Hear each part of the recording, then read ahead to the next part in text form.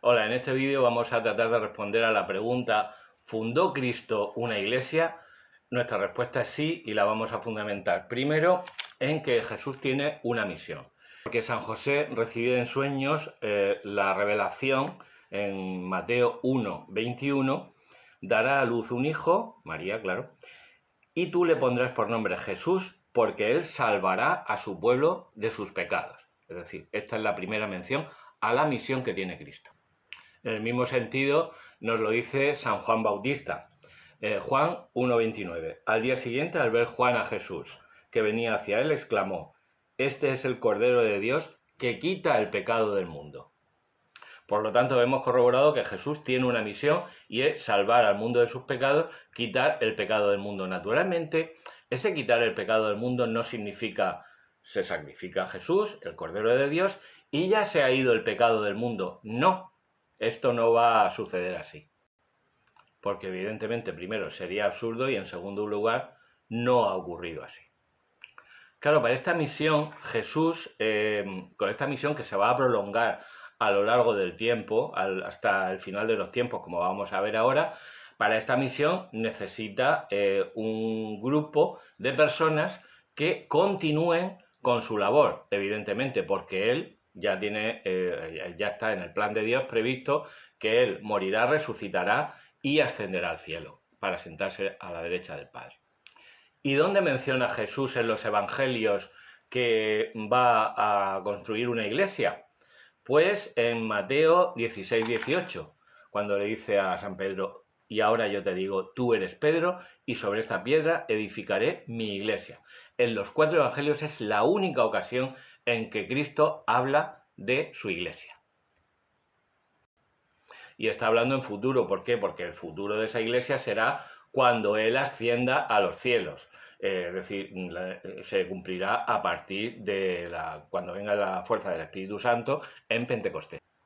Pero no nos adelantemos. Esta es la única mención que Cristo hace en los 4 evangelios a la iglesia. ¿Por qué? Porque mientras tanto, pues bueno, todo, mientras Jesús está entre sus discípulos, todo lo resuelve Jesús. Los conflictos entre ellos, etc. En el propio evangelio, según San Mateo, se nos da una pista de que Jesús efectivamente va a fundar una iglesia, va a fundar una comunidad. Iglesia significa asamblea. Y en el capítulo 18, en versículos 15 a 20, nos da instrucciones sobre el, digamos, funcionamiento de la comunidad. Si tu hermano peca, repréndelo estando los dos a solas, si no, con 2 o 3 testigos, etcétera, etcétera, etcétera. Estas normas del capítulo 18, versículos 15 a 20, no tienen sentido si no va a haber una comunidad y si no va a haber, si esa comunidad no va a estar regida por unas reglas que impone el propio Cristo.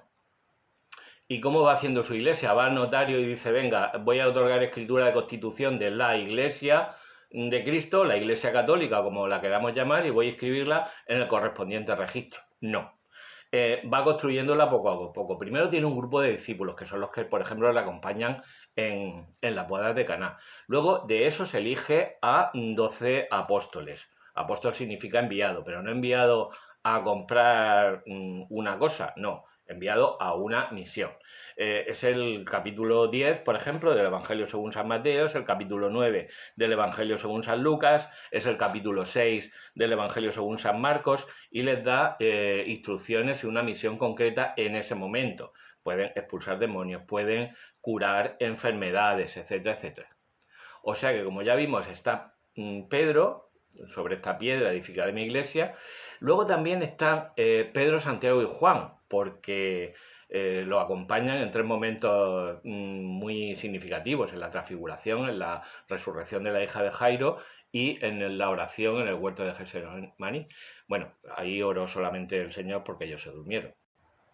Y luego tenemos en el Evangelio según San Lucas, el capítulo 10, los 72, una misión que encomienda a 72 discípulos, que serían como el equivalente, si los 12 apóstoles equivalen a los obispos, los 72 equivaldrían, más o menos, a los presbíteros o los sacerdotes. En fin, estos son paralelos que establecemos luego a lo largo de los siglos.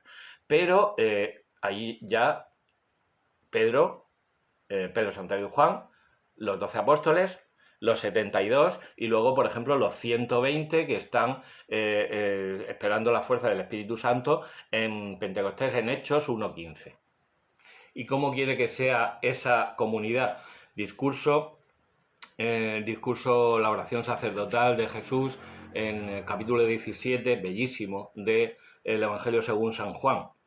Para que todos sean uno, como tú, Padre, en mí y yo en ti, que ellos también sean uno en nosotros, para que el mundo crea que tú me has enviado. ¿Esa unidad en qué consiste? Por ejemplo, Efesios 4 nos dice San Pablo: un solo cuerpo y un solo espíritu, como una sola es la esperanza de la vocación a la que habéis sido convocados. Un Señor, una fe, un bautismo. ¿Y cuáles son las palabras de Jesús que concretan esta misión? Pues sobre todo Mateo 28, el final del Evangelio según San Mateo, Mateo 28, 19, 20. Es muy significativo que diga: id y haced discípulos a todos los pueblos. Eso evidentemente no lo pueden cumplir los apóstoles. Eso será una misión que se desarrollará a lo largo del tiempo, porque los apóstoles no van a estar en condiciones de ir a todos los pueblos. Igual que cuando dice: y yo estaré con vosotros todos los días hasta el final de los tiempos. Los apóstoles no van a durar hasta el final de los tiempos. Es evidente que se está refiriendo a los sucesores o los que nombren esos apóstoles, es decir, su iglesia. Y hay dos momentos que concretan muy bien esa misión que tiene Cristo de salvar al mundo de sus pecados. Uno, la institución de la Eucaristía. Haced esto en memoria mía, es lo que les dice a los apóstoles. Por tanto, tenemos el sacramento del orden y el sacramento de la Eucaristía. Y en Juan 20, dicho esto, sopló sobre ellos y les dijo: recibid el Espíritu Santo. A quienes les perdonéis los pecados les quedan perdonados, a quienes se los retengáis les quedan retenidos. Será San Pablo quien nos diga, quien compare la unión de Cristo a su iglesia con la unión de los esposos. En Efesios 5, 32, al hablar del matrimonio y de los esposos cristianos, dice: es este un gran misterio, y yo lo refiero a Cristo y a la iglesia. El propio Pablo, camino a Damasco, escuchó del propio Cristo: Saulo, Saulo, ¿por qué me persigues? Estaba persiguiendo a los cristianos, no estaba persiguiendo a Cristo. Cristo había ascendido ya. Por tanto, la iglesia es el cuerpo de Cristo.